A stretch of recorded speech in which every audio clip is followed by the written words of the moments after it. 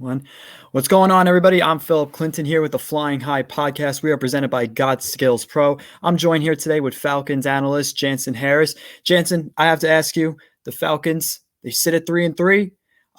They are hanging around with some of the big dogs in the NFC and in some of the rest of the league. I got to ask, 3-3. I mean, what would you describe this Falcons team so far in terms of gutsy wins? Do you say that they're just hanging around with the big dogs? Would you say that there's still work to be done? What do you think is? How do you feel about the Falcons so far? Great question, Philip. And look, I'm happy to be here. I got the Kyle Pitts jersey on. Love to see it. We'll talk about that a little bit later, or the shirt.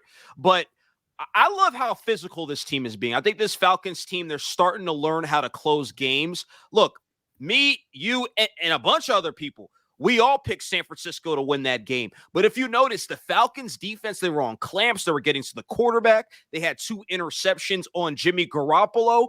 And I have to give credit to Grady Jarrett, the 29-year-old player. He's playing like an all-pro. He's playing like a Hall of Famer. 4 sacks. That's tied for 3rd in the league. I love what I'm seeing at this Falcons team. And then they could run the football. When you could run the football, you don't turn the ball over, and you can get after the quarterback and create turnovers, that's the winning success. Look, 3-3 isn't the best record in the world, but in a weak NFC, Falcons are sitting pretty right now. And just a follow-up, too, I mean, we've been very critical of Marcus Mariota's game so far. I mean, would you say that he had probably his best game of the season? I mean, he was honestly a very big part of the offense, especially in that first half. He had a rushing touchdown, a passing touchdown. I mean, would you say that Mariota definitely had probably one of his better games of the year so far? I would say that's one of the best games of his career so far. And with the Falcons, yes, that's his best game. He was pretty clean with the ball, 13 for 14, 129 yards. That's not a lot, but didn't throw any interceptions. That was the key. Threw the 2 touchdowns, had 50 yards on the ground. So looking at Marcus Mariota, he's managing the game well, making plays happen. Look, a couple weeks ago, I was hating on him. I can't do it now. The proof is in the pudding. He's getting it done. You are only as good as your last game. In his last game, he's 13 for 14, 3 total touchdowns, 50 yards rushing. I agree completely. I mean, Mariota has definitely been someone that's struggling, and a lot of us have been calling for Desmond Ridder. We've been wanting him to be more involved in the offense, but obviously the Falcons are just telling us to be patient. But with Mariota, he's trying to pump the brakes on all those hot takes and everything like that, saying, "Hey, listen, I'm still here. I'm here for the 2022 season, and that's how it's going to be until Ritter's ready." So a quick follow-up too, not even a follow-up, going to my next question. Obviously, we're talking about the Falcons record, 3-3. It's not the best record in the world. We're almost at the halfway point already of the NFL season. We're almost at the end of October, which is unbelievable. But I have to say, the Falcons are playing the Bengals this week. The AFC champion from last year look like they're starting to get their swagger back a little bit. Joe Burrow, Jamar Chase are coming off a win in New Orleans where they won the national championship game.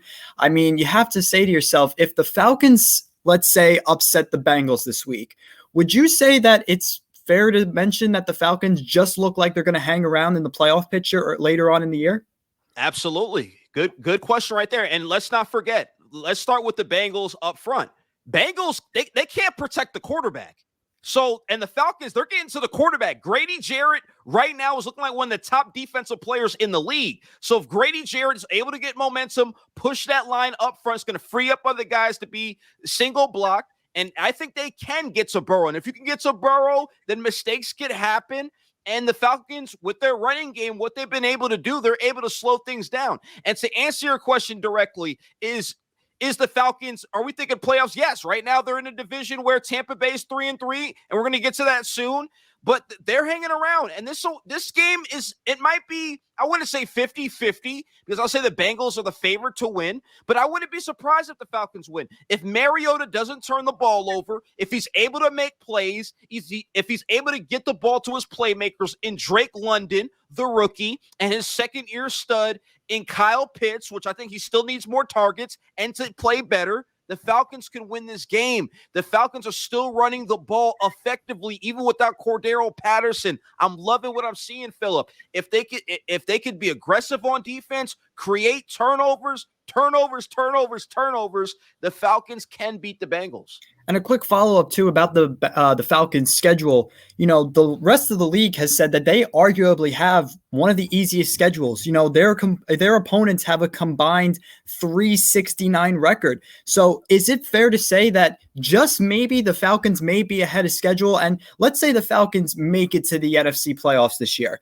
Let's say they happen to just win a wild card game. Do you think that the Falcons are going to look at it and say that this rebuild is going a lot better than expected, and all of a sudden, let's say they throw Desmond Ridder in there? Do you think that it's possible the Falcons could be Super Bowl contenders a lot earlier than we thought? Well, I don't know about Super Bowl contenders this year or next year, but if the Falcons get to 8 wins, I believe that's a successful season. This was looked at as a rebuild. Mariota was looked at as a quarterback who is really just a bridge guy to see if you need to draft one next year. Now it's looking different. Now, depending on the analyst you ask in college football, it's a deep quarterback draft. There's about 4 or 5 of them they're looking at to say, hey, these guys could potentially be either studs in the league or quality starters. So I think the Falcons might still look at quarterback, but it's not what we expected. We expected them to be in the sweepstakes so far for Bryce Young, and right now they're not. And if the Falcons team happens to make the playoffs, which I'm not going to say they're going to make it so far, but it looks like it's possible. With this division in the NFC, they're ahead of schedule. That's an A+. If the Falcons make the playoffs, this season was successful. Arthur Smith looks like a genius. And again, remember, when they get Cordero Patterson back, he's the ultimate weapon. He can hit you 3 ways, kick return in the receiving game, and obviously rushing the football. He was in the top 5 before he got hurt. It would be a successful season for the Falcons. But we'll see. Super Bowl, I don't see that happening next 2 to 3 years, but hey, you never know in the NFL.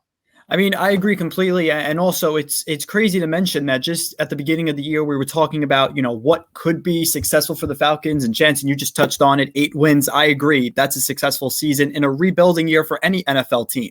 We look at certain teams that are basement dwellers every single year. They say, oh, we're in a rebuild, and a rebuild lasts for them 6 years. And everybody's wondering, well, is the rebuild ever going to end? Is it ever going to end? But for the Falcons, it's starting to look like they're ahead of schedule, and that's a big positive for them. Everybody involved within that organization is looking at this as a massive win. And look at who they've lost since then. They've lost Matt Ryan, their QB1. They've lost Julio Jones, their wide receiver 1. That Falcons team from 2017 is long gone.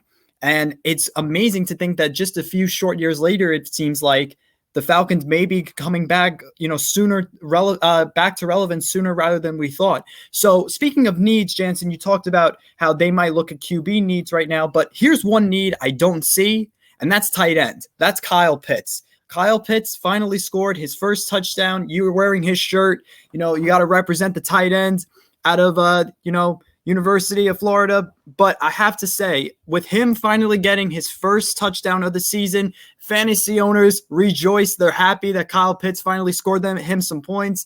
But I have to say, do you think that Kyle Pitts is now finally going to be a part of this offense a lot more? Or do you think this was just one of those touchdowns where it's like, all right, he got his touchdown and now that's it? I think it builds momentum.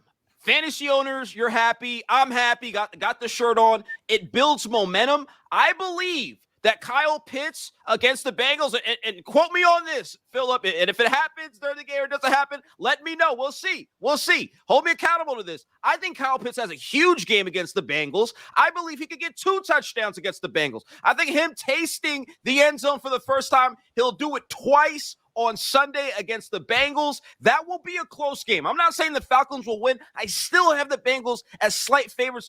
I think they'll get rolling on offense. They're going to wake up. They're starting to get that ball rolling. However, the Falcons defense is key, and I think Kyle Pitts, he'll rise to the occasion. The Falcons will rise up, he'll rise up, and he'll get 2 touchdown catches.